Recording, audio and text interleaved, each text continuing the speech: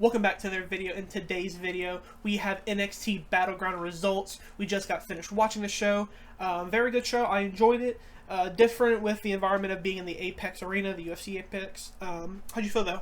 Yeah, really good show. Like you said, it was like a different kind of vibe in the show because it was it felt small, I guess. Felt like really compact. I don't know what the attendance was or anything like that.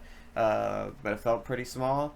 But it did look really nice. The show was really good. No complaints whatsoever for any of the matches on the card.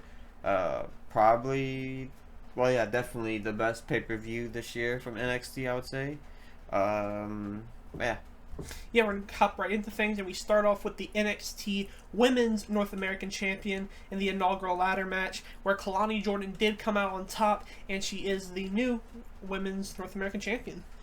Yeah, very happy for her. I mean, she did really good in the match. I was really hoping for Sol Ruka. She was kind of the person who I wanted to win. Yeah. But Kalani Jordan, I mean, she's great. I didn't really expect her to win. I expected, if not Sol, I expected Lash to win. Yeah. But I am really happy for her. And she is really good. She did an amazing spot as well with I believe it was Meechin, where she kind of knocks her on the ladder and does like kind of the drop moonsault off the top rope onto her. And that's pretty much how she wins the match there.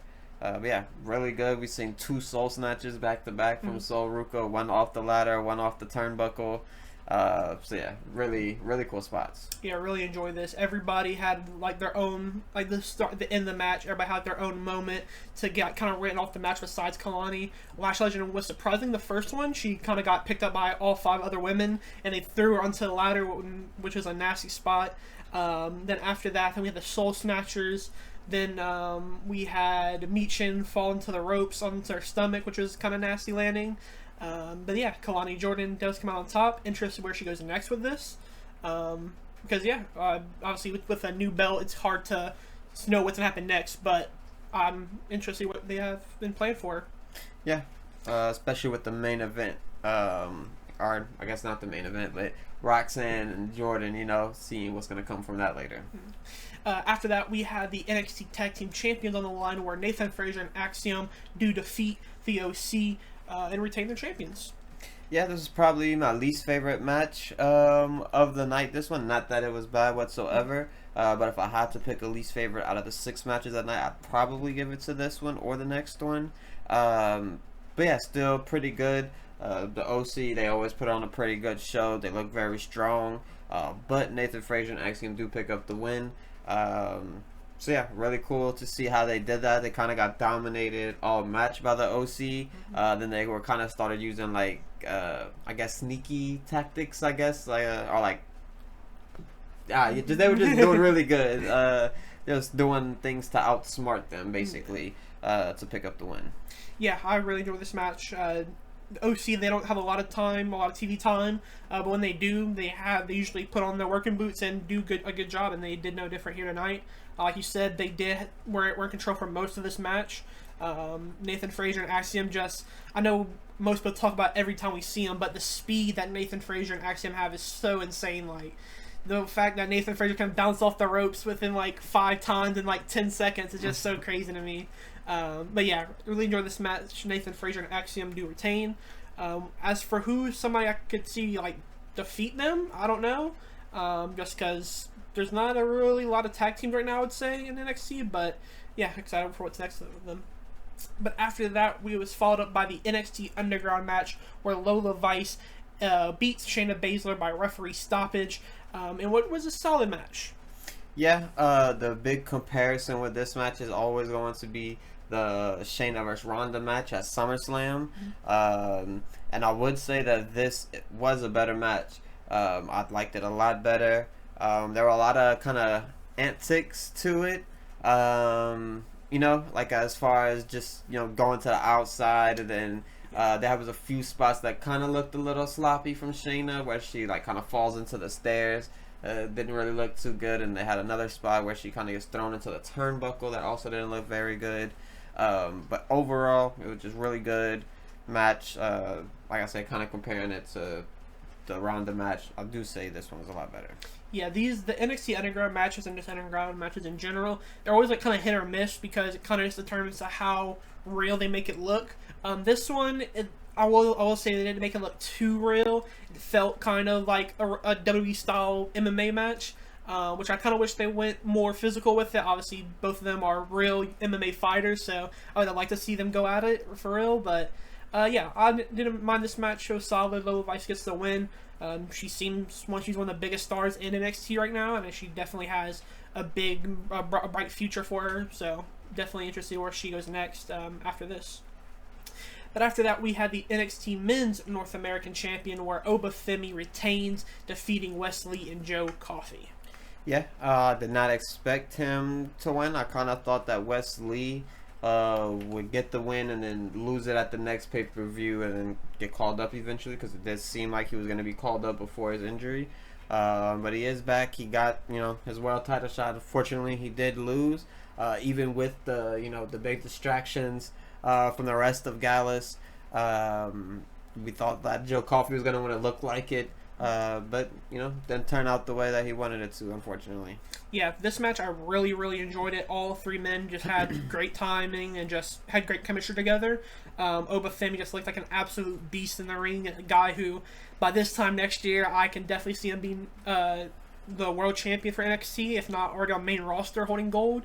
I look at guys like Gunther, who when he gets in the ring with them, I can't wait for that type of match. But yeah, because Obafemi's just so physical and just for his size, he's just really good. He's one of the best big men I think we've seen in recent years. But yeah, I really enjoyed this match. Wes Lee got his offense in. Joe Coffey had the help of Gallus, like you said. And yeah, really enjoyed it.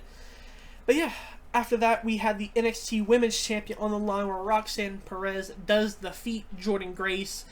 And yeah, how'd you like it? Yeah, I mean, this was a great match. I absolutely loved it.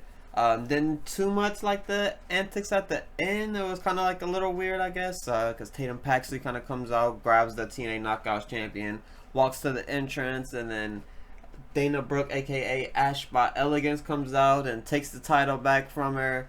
Then Jordynne Grace comes and hits both of them with the belt, walks in. She does look like she's going to pick up the win at one point. She goes for a big juggernaut, but gets a cutter out of it. She reverses it in a crazy way. Looked really good. If you caught it, you probably didn't catch it the first time, when it happened. But when they showed the replay, you kind of seen how she kind of maneuvered it. It was really good. And just the match as a whole was just really good. The way they built it, how, she was way stronger than her, so she kind of used her speed to get around her, just trying to out-trick her, outsmart her. You see a thumb to the eye at one point. Her earring got snatched out. I believe that was an accident. But, yeah, so it was just a really good match. That's why Roxanne is one of my favorites, because she just can do a lot of matches like this, and I do believe that she could do this on the main roster. Yeah, really enjoy this match. Roxanne does get the win. I think... I don't know really where you would go with this. Obviously, I would assume Jordynne Grace and Roxanne, that thing kind of done now. Tatum Paxley does seem like the person to go to TNA and answer that open challenge that Jordynne Grace will be having. Obviously, Ash by Elegance, Dana Brooke being back in WWE is kind of funny, just because she thought she was gone for probably forever at that point, but she makes her way back. But yeah, really enjoy this. Like you said, when I'd seen like Roxanne's leg, and like you can see the earring stuck in her leg, and I'm like, what is that? And then I start seeing like the blood come from Jordynne Grace's ear, and I'm like, wow. And then throughout the match, you just start seeing blood all over her face, which kind of gave like a cool feel to it. But yeah, really enjoyed this match. Jordynne Grace, an absolute future megastar wherever she goes. If she does decide to stay in TNA or come to WWE eventually, or wherever she goes, she'll be a star wherever she is. Yeah, the same for Roxanne Perez. She's been one of my favorites for probably about a year now. And yeah, she'll continue being one of my favorites. She's great. Next up, we have the main event where Trick Williams defeats the debuting Ethan Page for the NXT champion. What'd you think? Yeah, I mean, great debut from Ethan Page. The match definitely showed what he could do in the ring. I mean, going through the announce table spots, just a lot of really not even about the announce table spot, just the technical moves that they were doing in the ring, which is really good for both of them. But Ethan Page got to kind of show off a little bit. Obviously, he wasn't going to get the win tonight. It wouldn't have really made sense. But, you know, it was good to kind of show him off in front of the WWE crowd, let the WWE people know who he is if they weren't already familiar with him, and they did a great job with that. Yeah, I was a bit surprised with the way Ethan Page lost, because I would have thought Metaphor would have got involved in some way with either Noam Dar or Ora Mensa. I think Ora Mensa attacked him yesterday, like when Ethan Page like pulled into his hotel or whatever, and they had like a little thing. But yeah, for him to lose clean after doing his finisher, I kind of would have thought, you know, maybe he would win. I actually think he would win, but there's a little bit of hope in that.